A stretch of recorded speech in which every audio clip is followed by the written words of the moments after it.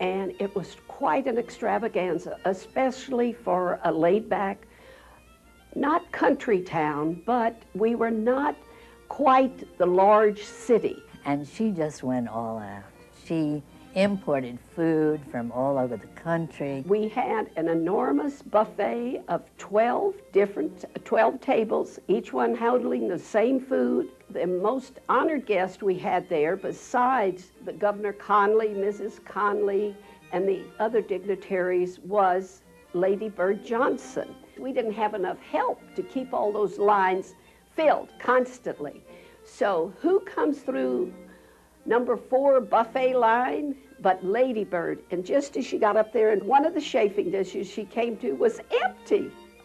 Oh, to this day, I can see that empty chafing dish. I'm sure she doesn't remember it. Eleanor Johnson, wearing her protocol hat, escorted Lady Bird to the powder room and offered to hold her purse. Well, the Secret Service woman accompanying us sprang forward and grabbed the purse. I guess she thought, you know, this was a security issue. It was an amazing combination of bringing you back from this fairy tale wonderland of HemisFair to the severe reality of the times. We were all absolutely gorgeously garbed, beautifully jeweled, and exhausted. It went on and on and on. It did go on a good long time. It was quite a night. I think it was not over till 2 in the morning. So it was like a glorious plus day.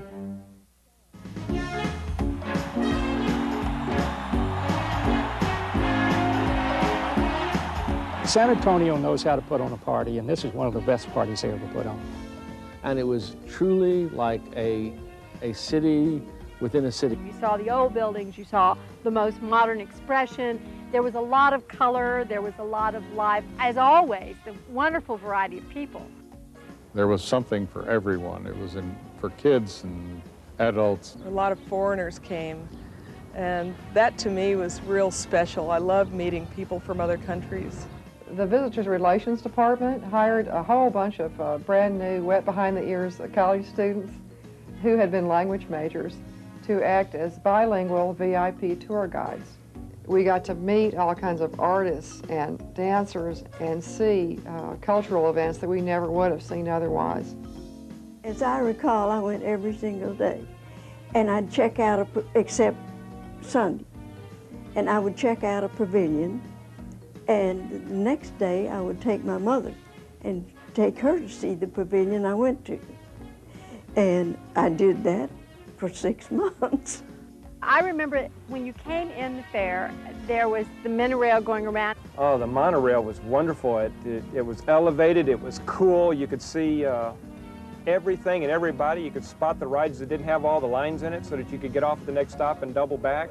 It was great. It seemed like a giant bullet train at the time, I guess, from a kid's point of view. I was 11 years old, but it was a thrill.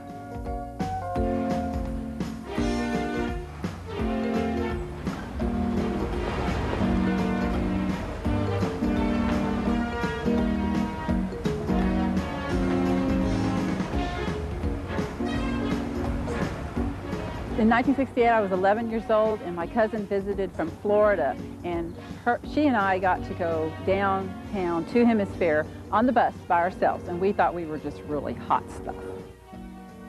The Swiss Sky Ride gave overhead thrills. Boats plied the waterways. The Tower of the Americas formed the focal point from which everything radiated. They wanted this fair to be about the importance of the arts in our daily lives and in the importance of the arts within a city and within a culture. Credit for the astounding number and variety of sculptures at HemisFair goes to Gilbert Denman. Probably there will never again be on 92 acres the sculpture that was amassed there. It was international and of nothing but the highest quality. It was just beautiful. One particular sculpture provided an irresistible photo opportunity for young men. Airmen and Army soldiers would be getting their pictures taken for their sweethearts at home, caressing and hugging this girl, not always in places we wanted them to.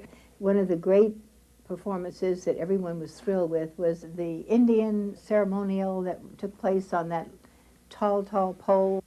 The pole was 135 feet high and made of steel.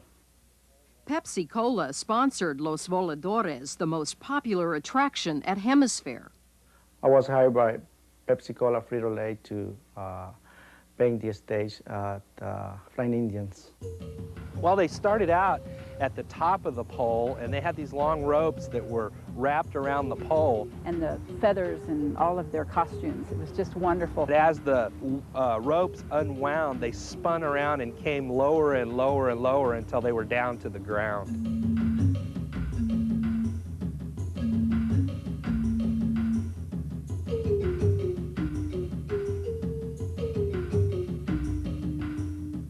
I remember all the crowds just standing there looking at them and in amazement at what they would do and how they could do that.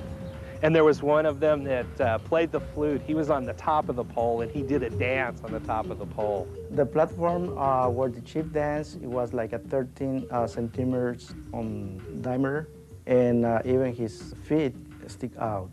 There was some dignity, and there was a beauty in the sound of the music and the wonderful daring and physical strength of the participants. But what attracted the crowds to the Voladores was not the Flying Indians. It was the fact that they had a bare-breasted beauty who was sacrificed 3 or 4 times a day. That was the attraction. I'd never seen anything like that, and during part of the ceremony, they brought out, I guess, what was the ceremonial virgin for the ceremony, and she took her top off. And I was 7 years old, so my mom immediately covered my eyes and said, "Oh, don't look at this." And but I do remember that the Indians, it was very exciting watching them do the performance. But anyway, I didn't see the second half of the performance. Carol Canty visited the fair frequently with her 5 little boys. They were absolutely fascinated when they did the mock sacrifice. An oft-told story circulated about the Voladores and their religious ritual for the dedication of the pole to ensure its safety.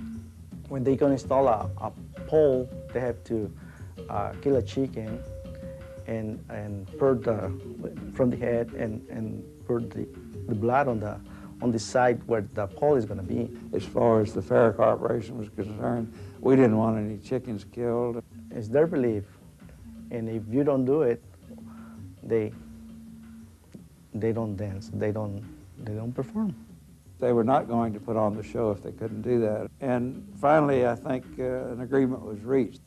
But as the story goes, the night before the pole was placed in the hole, the Indians performed their ritual unnoticed. The Voladores' performance could be viewed from the Tower of the Americas. Of course, we went up in the tower. Everybody does that. I think I walked up once, early on. And the elevator was pretty exciting. I think I remember that I didn't want to be by that window. I didn't mind being in the back that time. And then, of course, getting up on the top, feeling the air blowing through your hair and seeing how tall it was and looking down and seeing that all these people look like nothing but ants. The water ski lake looked tiny from the observation deck. Oh, that was fabulous. The water ski show was really a daredevil thing because it was such a small pool, and they really turned those boats very quickly, and you were always waiting for something to happen, and it never did.